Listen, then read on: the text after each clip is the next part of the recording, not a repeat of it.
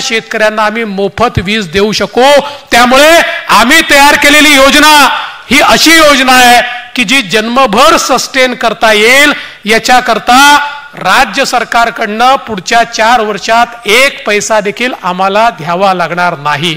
आणि एवढंच नाही तर उरलेले 5000 मेगावॅटचे टेंडर देखील आम्ही काढलेले आहेत। आणि आता शेतकऱ्यांकरता आपण मागेल त्याला सौर पंप ही योजना सुरू केली आहे। आता कुठलाही लक्षांक नाही, 9 लाख सौर पंप मंजूर करून ठेवले आहेत। 9 लाख जो शेतकरी मागेल। आणि त्याची योजना देखील अशी आहे की सौर पंपाची जी किंमत आहे त्या किमतीच्या केवळ 10% शेतकऱ्यांकडनं, 90% केंद्र आणि राज्य सरकार मिळून देणार। आणि अनुसूचित जाती आणि जमातीचा शेतकरी असेल केवळ 5% त्याच्याकडनं घेणार, 95% पैसा केंद्र आणि राज्य सरकार त्या ठिकाणी देणार आहे। त्यामुळे मागेल त्याला सौर पंप आता आपण देणार आहोत। आता आपल्याकडे केवळ 30,000 पेड पेंडिंग राहिलेले आहेत। जेवढी मागणी येईल, पूर्वी वर्षाला 3,000 पंप आपण लावायचो सौरचे, आता दिवसाला 500 पंप लावतो। आम्हाला ही वाढवत दिवसाला 3,000, 4,000, 5,000 पंपापर्यंत न्यायचं आहे। त्यामुळे आमच्या शेतकऱ्याला शाश्वत वीज, नुसती मोफत देऊन चालणार नाही, त्याला 7 दिवस दिवसा वीज द्यावी लागेल। त्याचीही सोय आज आपल्या महायुतीच्या सरकारने या ठिकाणी केलेली आहे। आणि म्हणून शेतकऱ्यांच्या हिताचा निर्णय घेणारं सरकार।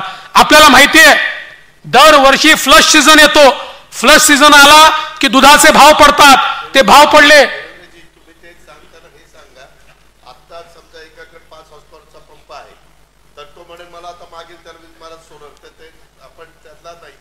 नाही। आणि आता जर तुमच्याकडे इलेक्ट्रिकचा पंप असेल तर तुम्ही सोलर मागू नका।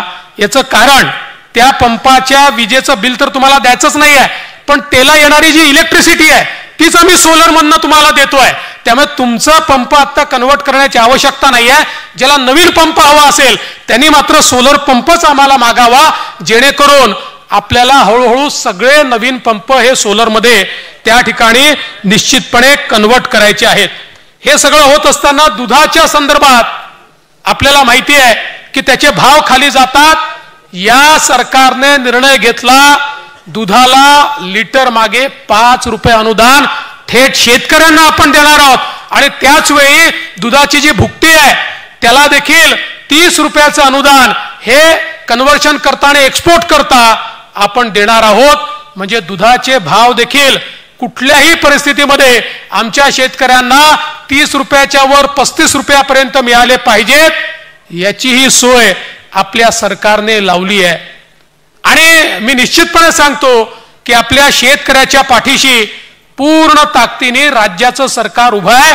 हे सरकार आल्यापासून वेगवेगळ्या मदतीपोटी शेतकऱ्याला किती पैसे दिले माहिती आहे?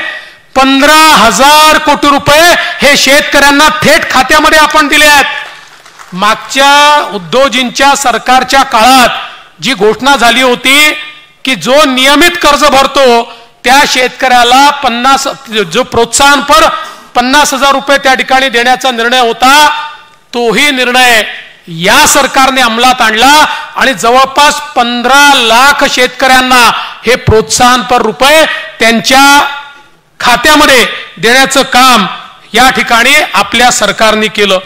आपण लेख लाडकी सारखी योजना देखील आणली की ज्या योजनेच्या अंतर्गत आमच्या घरी कन्या रत्न त्या ठिकाणी ज्यावेळेस जन्म घेतं तर कन्या रत्नाने जन्म घेतला म्हणजे आपल्या घरात लक्ष्मी आली असं समजून तिचं स्वागत झालं पाहिजे।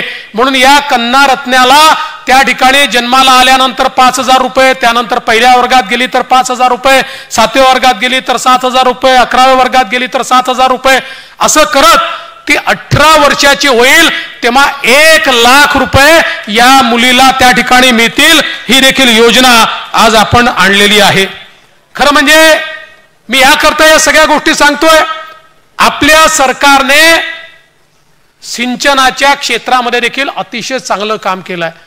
मागच्या सरकारच्या काळामध्ये परवाच आमच्या अजितदादांनी जयंतराव पाटलांची फिरकी देखील घेतली आणि जयंतरावांना विचारलं की जयंतराव सांगा तुमच्या काळामध्ये किती प्रकल्पांना तुम्ही मान्यता, फेर प्रशासकीय मान्यता दिली. जयंतराव बिचारे हसले.